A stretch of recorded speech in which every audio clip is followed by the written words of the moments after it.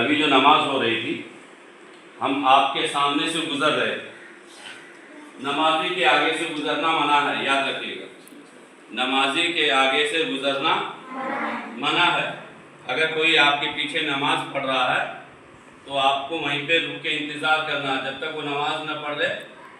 اس کے سامنے سے گزرنا نہیں چاہیے. آپ لوگ مسجد میں جب جاتے ہیں کوئی نماز پڑھ رہا ہوتا سنت، آپ اس کے آگے سے چلے جاتے ہیں، یہ منع ہے.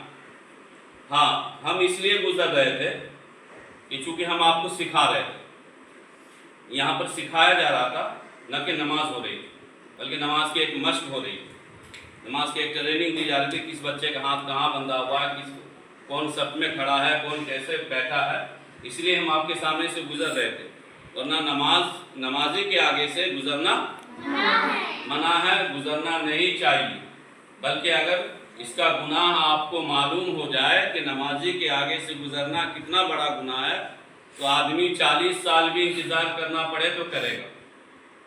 اور یہ میں نہیں کہہ رہا ہوں، یہ حدیث میں نمازی کے آگے سے گزرنا اتنا بڑا گناہ ہے کہ 40 سال بھی اگر انتظار کرنا پڑے تو وہ کرے گا، اگر گناہ معلوم ہو جائے کتنا بڑا گناہ.